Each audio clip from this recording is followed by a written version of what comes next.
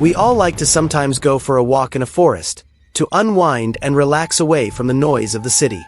You know, the forest is that place where people escape the hustle and bustle of life. But there is one forest that changed this concept completely. Instead of being a place for recreation and relaxation, it was a forest of death and blood. Those who entered it never came back out. The story I'm going to tell you today, because of how shocking it is, you'll probably say it couldn't possibly be real. But unfortunately, this story is true and it happened in the world we live in. As always, get yourselves ready for what you are about to hear. Hello, my name is Sammy, and welcome to Nobi Stories channel. If you're a fan of real stories, then this channel is for you. We post 2 long stories per week. Don't forget to subscribe to the channel and hit the bell so you receive a notification whenever I upload a new story. And of course, don't forget to hit the like button. Without further ado, let's start today's story, which will take us to Moscow, the capital of Russia, one of the wealthiest cities in the world. Many well-off people live there and settle down there. But where there is light, there is also shadow. Moscow, as much as it has wealthy people, it also has very poor people. Most of these poor people were gathered in a residential complex called Yuzhnoye Butovo. The people living there were either unemployed, or they worked, but their salary was so little that it wasn't enough for them to move to a decent home in a better place. Basically, all the people who lived there, and there were tens of thousands, were like prisoners in that residential complex, unable to leave or move anywhere due to poverty. And as we all know, any place with overcrowding and poverty is teeming with crime, like sexual assault, theft, drugs, and so on. That place was literally a disaster. That was obvious, and the police didn't do anything, as if they didn't care about them at all. In short, nothing was good in that residential complex, except for one thing. The buildings were right next to a very large forest, called Bitsa Park. And when I say large, I mean really large. It had more than 2,700 hectares and was full of trees and very dense. This forest, as I told you, was located next to that residential complex for the poor, specifically, on its western side. The majority of people who went to that forest were the people who lived nearby because other people who lived far away in a different area didn't dare come there, knowing that it was located near that residential complex for the poor, and knowing that crime there was high. So, the forest was the only escape for those people who lived there. They would hang out there from time to time, they would do sports, the elderly would play chess, and when it snowed, they would go sledding. Basically, anyone who was feeling down would go to that forest to relax and unwind. But this wasn't going to last. That forest, which was the best thing in the lives of those people from the residential complex, suddenly became scary. At the beginning of 2001, things that defied the mind started to happen there, to the point that no one went there anymore. In 2001, just between the months of May and September, 10 men from that residential complex went to that forest and disappeared completely. No one saw them and no one heard any news about them. Everyone said they went into that forest and never came out. They didn't all enter the forest at once. Each one of them entered alone and on different days, and they were all men. Every time one of these 10 men disappeared, his parents or wife, if he was married, would go to the police and ask them to look for their sons or husbands. But unfortunately, they didn't care, because they knew that all the people who lived in that residential complex were just poor, miserable, and most of them were addicted to alcohol or drugs. So they just thought that they were probably drunk and lying somewhere, and that it wasn't their problem, and they wouldn't make the slightest effort to look for those men who entered the forest and didn't come out. The families would go home and hope that the police were right, and that their sons would be just drunk and lying somewhere and would come back one day. But whoever disappeared never came back. In October of that year, 4 months after those 10 men had disappeared, 5 more men disappeared in that forest. They too entered it and never came back. Their families went crazy looking for them, but to no avail. It was like the earth swallowed them. They went to the police to beg them to look for their sons, but the police wouldn't budge, and they wouldn't even do an investigation on this. On the contrary, they dismissed the missing people, saying that they probably just took drugs, or got drunk somewhere and didn't want to come back. Even though the police said this, the people of the residential complex couldn't get it into their heads how 15 men could go into the forest and not come out. Something must have happened to them inside. Days passed and people kept disappearing in the forest, one at a time. By 2005, the number of missing people reached 40. Imagine 40 people who disappeared, and no one knew what happened to them, whether they were alive or dead. Of course, the police didn't lift a finger. As for the people who lived in that residential complex, that forest, which used to seem like paradise where they would go to relax, now seemed like hell, and they didn't know what was inside. Mothers completely forbade their young children from going near that forest or even passing by it. Everyone became wary and said that there was probably some monster or demon in the forest that was trying to get rid of them. As I told you, we've reached 40 people who disappeared in that forest. These 40 people were seen by people either near the forest or entering it, and then after that, no one ever saw them again. But things changed with victim number 41. He wasn't like the others, who disappeared completely. Instead, his body was found. His name was Nikolai Zakrevsky, and he was 63 years old. He was a retired police officer and addicted to alcohol. His addiction to alcohol was why he was living in a small apartment with his family in that residential complex for the poor, even though he had been a policeman before, meaning that he should have been able to provide himself and his family with a decent home in a good area. Nikolai loved to walk in that forest very much, despite everything he had heard about it, and despite the fact that he knew that many people had entered it and never came out. Even so, he didn't care. One day in November of 2005, he told his wife that he was going to go for a walk in the forest. Of course, she wouldn't let him, and told him if he was crazy, if he hadn't heard about what was happening there. He told her, "Don't worry, nothing will happen to me. Don't forget that I was a policeman, and I've seen and lived through hell. This stuff doesn't scare me." So he went, and at night he was supposed to return to his apartment, but he didn't. His family decided to inform the police about Nikolai's disappearance. Even though this guy was a retired police officer, meaning he was one of them, the police didn't care and told his family, "There's nothing we can do for you." 2 days passed after that. A young man, maybe in his 20s, decided to defy his fear and enter that forest alone. You know, there are these types of people who love adventure and that feeling of fear and their heart racing, and in the end, some of them pay for it with their lives. Anyway, thankfully, this guy didn't die. He was walking in that forest, paying attention to his surroundings, looking left and right. Then, he saw something lying on the ground, like a pile of clothes. When he got closer, he found the body of a man. He was shocked, and he ran back from there and called the police. And surprisingly, this time the police didn't ignore him. They came to that forest, and there, they found a man dead, lying on his face. Literally, the back of his head was crushed and his skull was completely shattered, to the point that his brain came out of its place and was scattered. From the way this man was killed, they knew that it was done by a human, not an animal. And that man whose head was shattered was Nikolai, the retired police officer, whom his wife wouldn't let go to the forest, but he told her, "Don't worry about me, I was a policeman and I've seen hell." It seems that this type of hell he had never seen before. Anyway, the police were going around there, at the crime scene, looking for any clues that could lead them to the killer. But they didn't find anything. Now, the police had a body that had been found in the forest. Now, they couldn't ignore it as they had ignored those 40 people who entered the forest and never reappeared.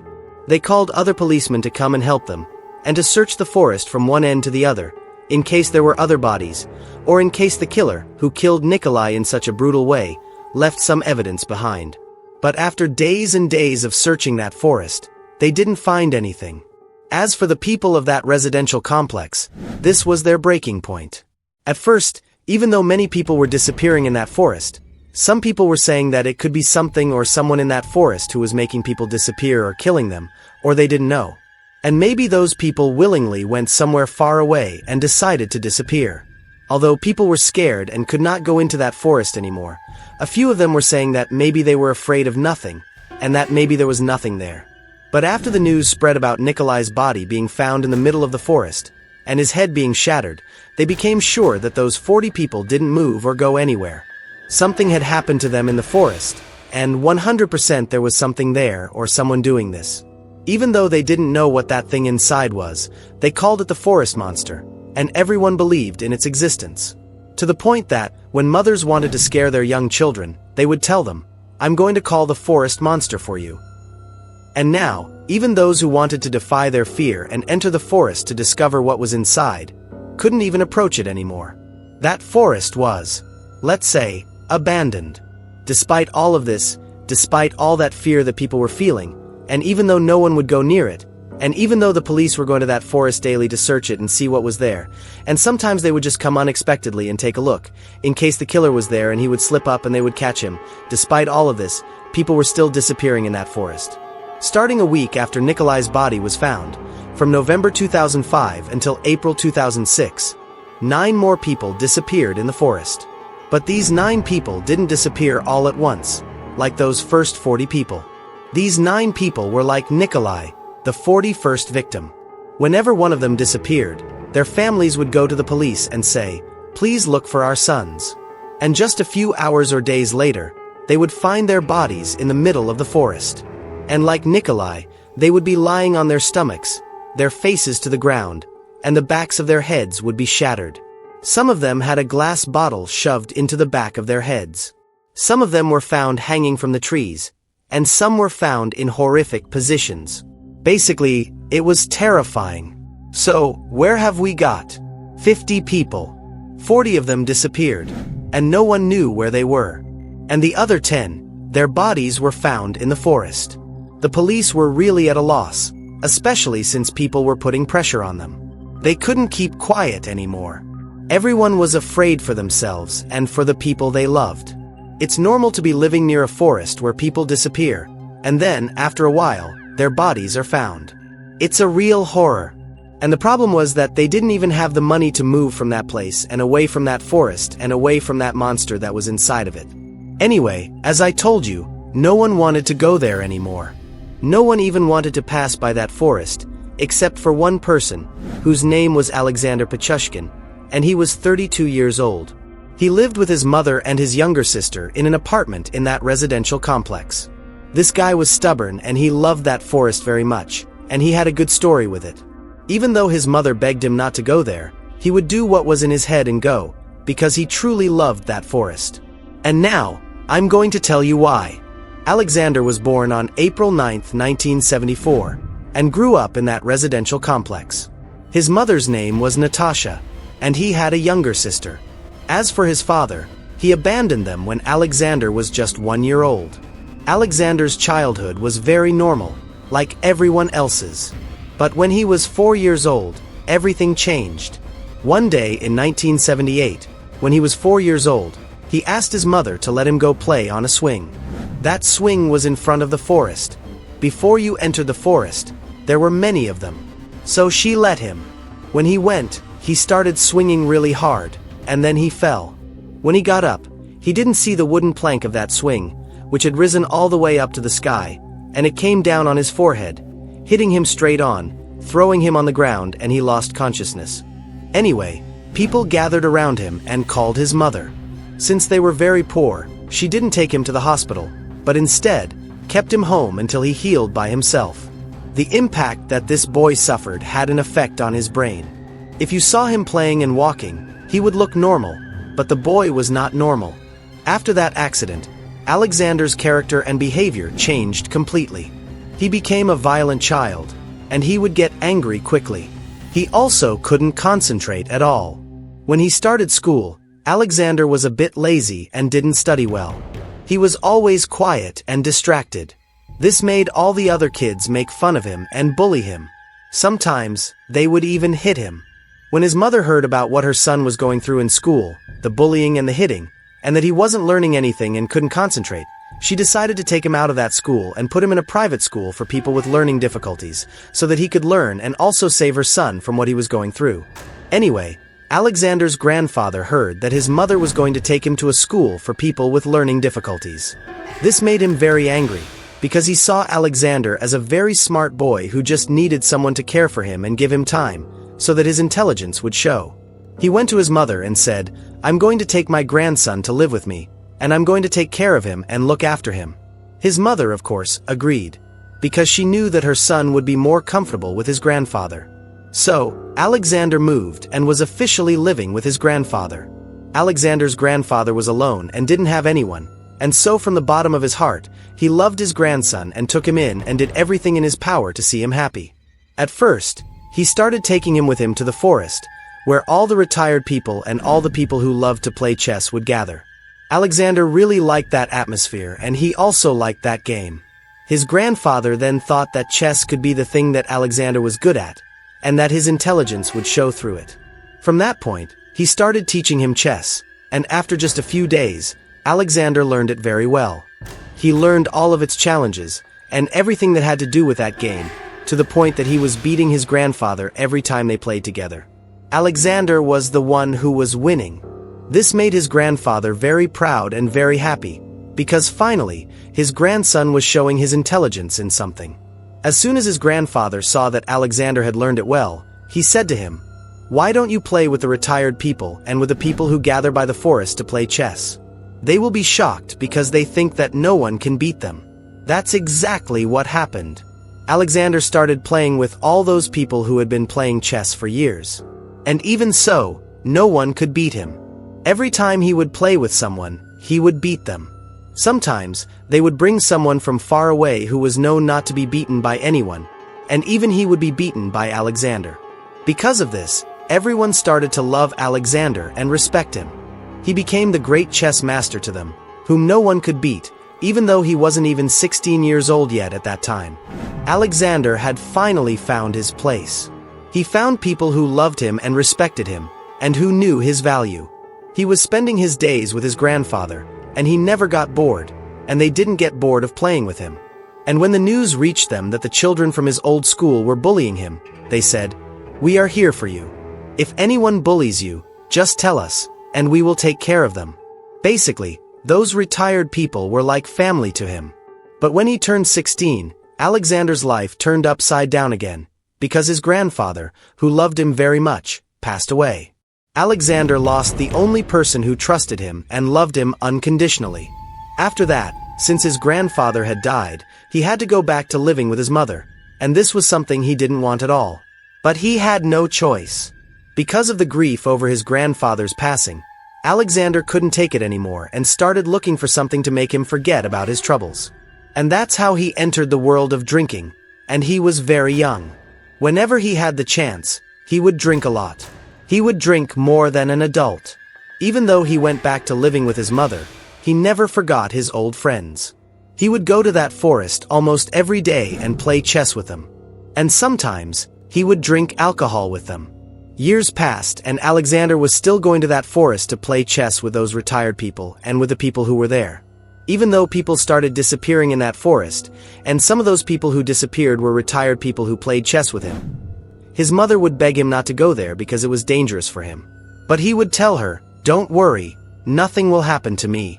And he would just do whatever was in his head. After that, when people's bodies started appearing in the middle of the forest and no one was going there anymore or even getting near that area, even then, Alexander was going.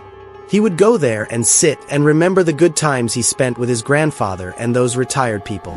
In 2006, when Alexander was 32 years old, he was working in a supermarket, stocking shelves. At that time, the number of victims had reached 60. 40 of them had disappeared and no one knew where they were, and 20 of them their bodies had been found in the forest. And like I told you before, their heads were crushed. These people who disappeared and the bodies that were found in the forest included men, women, and even young children. On the morning of May 12, 2006, Alexander went to work normally, and when he entered, he saw a woman who had just started working there at the cash register. She was a slightly older woman, but she was very beautiful, and from her face, she seemed kind. As soon as he saw her, he liked her immediately, and he wanted to go and talk to her. But Alexander, even though he was very talented at chess, was shy with women. Anyway, he spent the whole morning looking at her while she didn't notice that he was watching her. In the evening, when their shift ended, he decided to be brave and go and talk to her. He saw her leaving and he followed her. They both stopped outside, a little bit apart. The woman took a cigarette out of her pack and put it in her mouth. Then she started looking in her pockets for a lighter. And that was the opportunity for Alexander to talk to her. He quickly went to her and said, "Do you want a lighter?" And he pulled out his lighter and lit her cigarette. And so, they started talking and chatting with each other. He found out that her name was Larissa Kaliagina, and she was 48 years old. After a while of chatting, they walked and reached her house, which was not very far from the residential complex where he lived. When they reached her house, he was not happy because he still wanted to walk with her, because he really liked her. He got brave again and said to her, "Is it possible to walk a little longer? We can take a walk to the forest and then come back." At that time, no one would go near that forest, but for Alexander, it was his only escape. He loved that forest very much, and he wanted to take everyone he loved and all the people he liked there.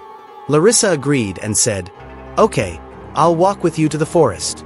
Even though she also knew what was happening there, but maybe she said, "I'm with Alexander, nothing will happen to me." So, they were walking and chatting, even though there was a big age difference between them. But, they felt comfortable with each other. They reached the forest, and before they entered, they passed by the tables where they play chess, which were empty, and they went on a trail that had been made there for people who wanted to walk in the middle of the forest. They kept walking and walking, and they didn't notice that it was getting dark, first of all, and they didn't notice that they were deep in the forest, to the point that they reached the end of the path and started walking on the grass and the leaves of the trees. Suddenly, Larissa stopped. Alexander took another step forward and noticed that Larissa had stopped. He turned to look at her and stared at her face, and then, he noticed that something wasn't right. Larissa looked scared and sad at the same time.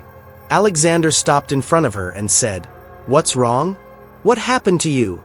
And without saying a word, she fell to the ground and started crying loudly. Alexander didn't understand anything. What's wrong with her? She was just laughing and happy and enjoying herself, he thought. What happened to her? Then, Larissa looked up at Alexander and said in a trembling voice, "Are you the forest monster?" He stared at her for a while. He was shocked, and it seemed strange to him, and he said to himself, "How did she find out? Of all the victims I killed, no one ever found me out. How did Larissa find him out?" At that moment, he smiled and said to her, "Yes, I am." Larissa kept crying, and then she looked at him again and said, "Are you going to kill me?" He said to her, "Yes, I'm going to kill you." When Larissa entered the forest and they started going deep into it, she didn't notice. But then, at one moment, it occurred to her, and she said, "Since this man is taking me into the middle of the forest and he's not scared, then he could be the forest monster." It was too late, because it was impossible for Alexander to let her leave that place alive. She started trembling and begging him not to kill her, and she said to him, "I will do whatever you want, and I will never tell anyone that you are the forest monster." But what was in his head, was in his head. He pulled out some clothes and started putting them on in front of her, while she was crying and begging him. He pulled out the hammer and hit her on the head, and kept hitting her until she was unrecognizable and there was nothing left. Then, he took out a bottle of alcohol from his bag, drank it all, broke it, and shoved it into the back of her head. And that's how he left from there. Larissa was Alexander's 61st victim. Yes, Alexander was the one who was killing people. He was the one who caused all this chaos. They say that the reason why he was so violent and without mercy was the swing accident, when the wooden plank hit him on his head, and his brain was damaged, because his mother says that after that accident, he became violent and aggressive. Or, maybe that accident had nothing to do with it, and he just took up killing as a hobby, like many other serial killers. Now, the question is, how did he kill all those people? And where are those 40 people who disappeared in the beginning, and no one found any trace of them? And the most important question is, how did the police catch him? Now, listen carefully to the story of Alexander and his killings. In 1992, when Alexander was 18 years old and studying in university, he started feeling like he was attracted to killing people, and he said that killing was what would make him happy and joyful, and what would make him forget all the troubles he had in his life. On July 27, 1992, Alexander was sitting with his close friend, whose name was Michael.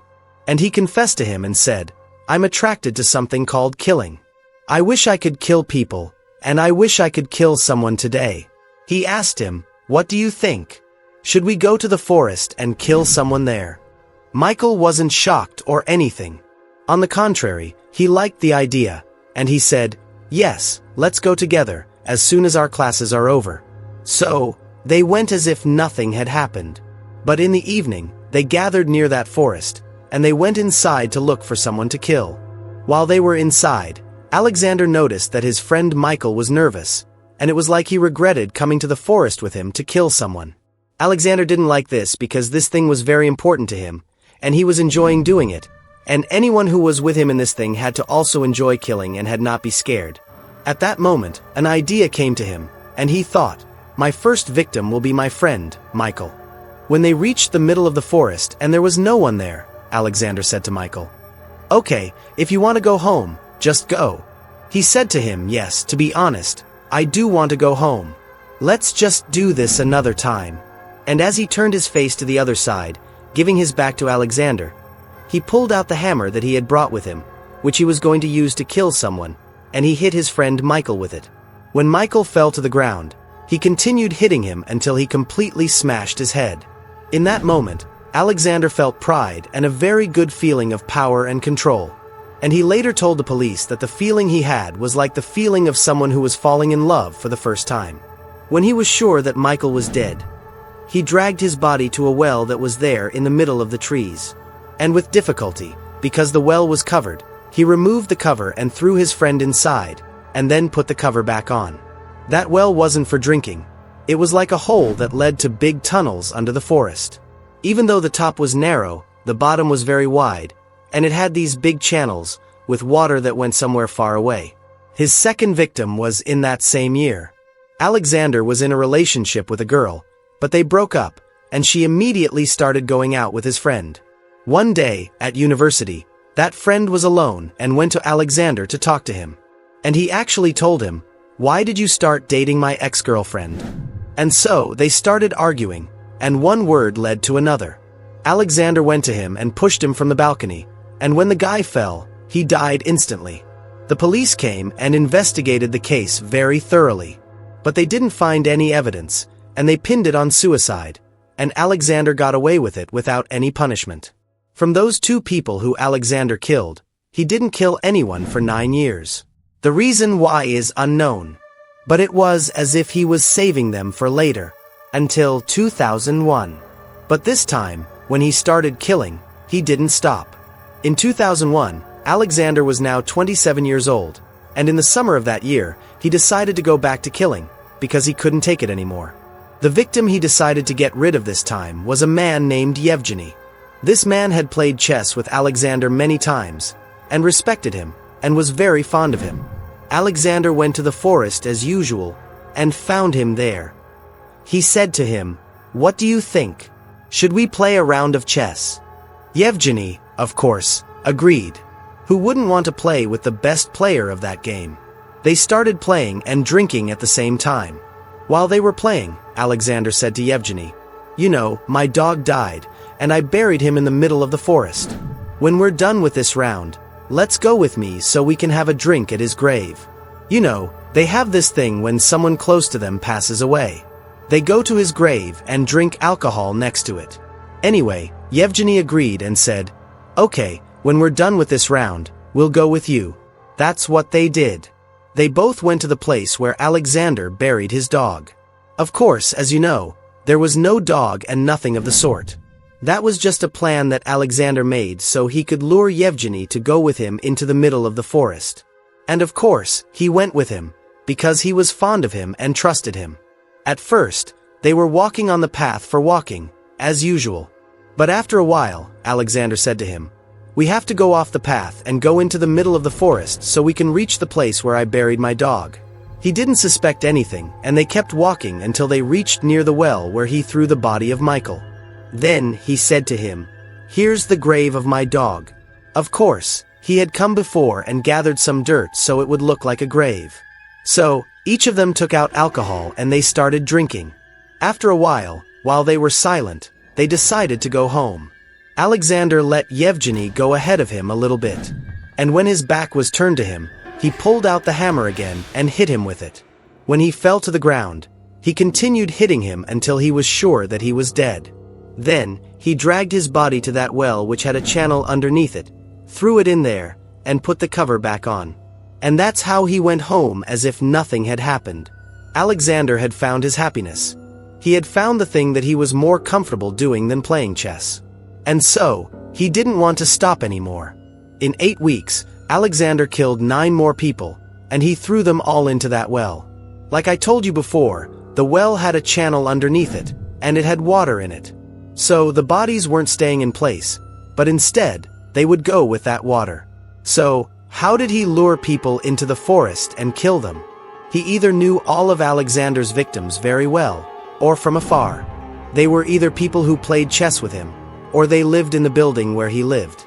Basically, he had to know the victim. He would later tell the police that he had to know the victim, because that made him feel like he was God. Those people either he would say, "Let's go and pray at the grave of my dead dog," or he would say, "I have some drugs I buried in the forest, let me give them to you for free." Or he would just hide in the forest, and when he would see someone he knew, he would see how he could trick them. In a short while, Alexander killed 20 people. The majority of them were from the people who played chess with him. So, the people who had taken him in, and treated him like their son and gave him value. After that, he didn't want to only kill men. He decided to kill even women and young children. On February 23, 2002, Alexander lured a woman named Marina to the forest. She was addicted to drugs, and he promised her that he would give them to her for free in the forest. So, they both went. When they were in the middle of the trees, as usual, he pulled out the hammer and hit her head with it. He took her body and threw it into that well. Then, he went home. He thought that Marina was dead, but he was wrong, because she wasn't dead. Even though she fell into that well, she woke up and climbed the bars that they had there for anyone who wanted to go down there. When she got out, she went straight to the hospital because her head was bleeding. When she was there, she said, "Please call the police right now, I want to tell them something." When they came, she told them everything. She told them that someone attacked her and wanted to kill her, and in the end, he threw her in the well because he thought that she was dead. The police said to her, "First, show us your ID card, like a national identity card." The problem here is that Marina was just an illegal immigrant, and she didn't have any papers. And she told them, "I am just an illegal immigrant and I don't have any papers." I don't know why, but the police here told her, "If you keep quiet and don't say anything about that attack that happened to you, then we will pretend that we didn't see you and we won't send you back to your country." I just want to know why. Why didn't they want to work and solve this case? Were they too busy and didn't have time, or they just didn't feel like working? Anyway, that's what they told her. And the woman, of course, was afraid and didn't want to go back to her country. So, she shut her mouth and didn't say anything. And because of this, dozens of innocent people died after her. People who didn't do anything wrong. After this, Alexander killed 3 more people and wanted to kill a boy who was 13 years old. But he also survived, like Marina, and in some way he was able to protect himself. And he also went to the police. But as usual, the police were too busy and didn't have time. They told him, "We smell alcohol and cigarettes on you." "You are obviously lying," they said to him. "You can either go home or we will arrest you for drinking and smoking even though you are still a minor." And so, the boy left from there shocked and devastated and just went home. And not just that, a week later, that boy was standing in the metro station. Suddenly, he saw Alexander there, and their eyes met. The boy started screaming at the top of his lungs. Some police officers who were standing there came over and he told them, "Please save me, that man over there wanted to kill me a week ago and now he's looking at me." What do you think the police did? They didn't do anything. They said to him, "You can just go home and stop fooling around." Anyway, Alexander continued with his favorite hobby, and around the middle of 2005, the number of victims reached 40. When Alexander killed 40 people and threw them in that well, it was like he started to feel bored, and he said, "Why don't I change the way I kill people? Instead of throwing them in the well, I'll leave their bodies for people to see." Why, of course? So that he could spread terror and everyone would be afraid of the forest monster. That's what he started doing. He would kill people, and he would shatter their heads and he would put a glass bottle in there, and he would leave them in the middle of the forest so someone would find them. The days passed, and the bodies were piling up, and the police finally started to take action, because they couldn't pretend that they didn't see anything anymore. And you might think Alexander would be ashamed, but on the contrary, he was overjoyed and he was at his peak of pleasure. And the number of victims reached 60. The 61st victim was Larissa. He was the one who took her to the forest, and she recognized him and started crying and begging him not to kill her, but even so, he killed her. In those days, after killing Larissa, the police arrested a person, on the basis that he was the one who was killing all these people. And so, when Alexander heard the news, he couldn't stand it. How could someone steal all his great achievements, and all the hard work he put in? He felt anger and sadness. But after a short while, they released that man because they found out that he had nothing to do with all those crimes that happened. On June 13, 2006, Alexander chose his last victim. Her name was Maria, and she was 35 years old. She was working at the supermarket. She had just started working with them, because they had brought her to replace Larissa, who Alexander had killed. Anyway, he started getting close to her, and on that day, he asked her if they could go out together and take a walk in the forest.